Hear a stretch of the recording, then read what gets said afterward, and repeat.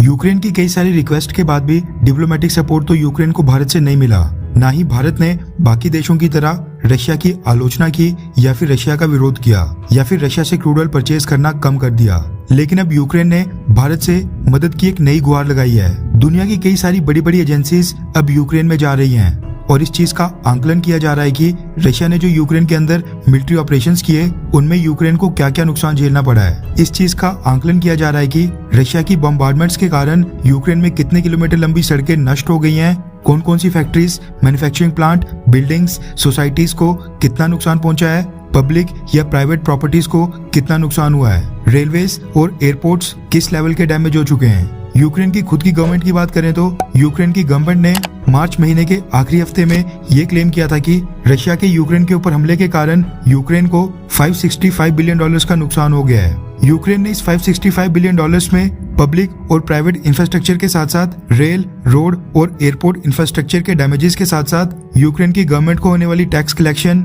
Ukraine में आने वाली फॉरेन डायरेक्ट इन्वेस्टमेंट, यूक्रेन की पब्लिक प्लस प्राइवेट कंपनीज को होने वाले नुकसान और यूक्रेन के जीडीपी में आने वाले घाटे को भी जोड़ा था। ये फिगर तो यूक्रेन ने मार्च के आखिरी हफ्ते में क्लेम किया था। अब तो 2-2.5 महीने ऊपर हो गए हैं। इस हिसाब से अब तो यूक्रेन का एस्टीमेट $1 ट्रिलियन को भी क्रॉस कर गया होगा। रशिया तो ये पैसे भरने नहीं वाला है। बेशक यूक्रेन की गवर्नमेंट यूक्रेन में जो भी रशिया या फिर रशियन कंपनीज के एसेट्स हैं उनको सीज कर लेगी, लेकिन उससे भी कोई ज्यादा फर्क नहीं पड़ेगा। इसलिए यूक्रेन को पता है कि उसको अपने पैरों के ऊपर खड़ा होने के लिए दुनिया के बाकी देशों की मदद की जरूरत है। उसको कई बिलियन डॉलर्स की फाइनेंशियल एड चाहिए, जो मांग उसने भारत के सामने रखी है। रेफरेंस के लिए आपकी स्क्रीन के ऊपर द हिंदू के आर्टिकल का स्क्रीनशॉट है, जिसके मुताबिक पोस्ट वॉर कंस्ट्रक्शन के लिए यूक्रेन ने भारत से मदद मांगी है। पोस्ट वॉर कंस्ट्रक्शन में मदद का मतलब है कि जब यूक्रेन युद्ध खत्म हो जाएगा तो यूक्रेन को वापस पहले की तरह अपने पैरों के ऊपर खड़ा करने के लिए एड या सहायता देना। यूक्रेन में जो भी डैमेजेस हुए हैं उनको यूक्रेन की गवर्नमेंट को दोबारा से रिकंस्ट्रक्ट करना है।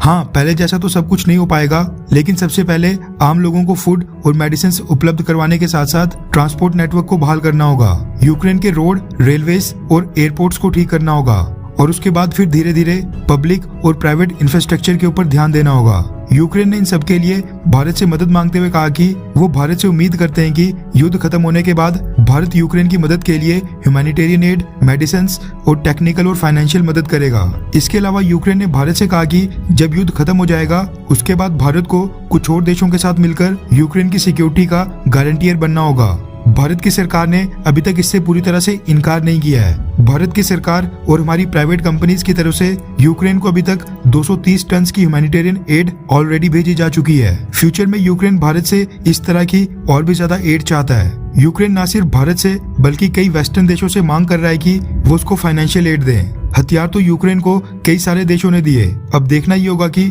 इस युद्ध में जो डैमेजेस हुए हैं क्या अमेरिका, ब्रिटेन या बाकी नाटो देश उसके लिए यूक्रेन की मदद करेंगे या फिर नहीं। कई सारे वेस्टर्न थिंक टैंक्स का कहना है कि नाटो देशों की सरकारों ने जो भी अपने अपने देशों के अंदर रशियन एसेट्स सीज किए हैं, अपने कब्जे में ले लिए हैं, उन सभी रशियन एसेट्स को बेचकर पोस्ट वॉर कंस्ट्रक्शन में यूक्रेन की मदद करनी चाहिए।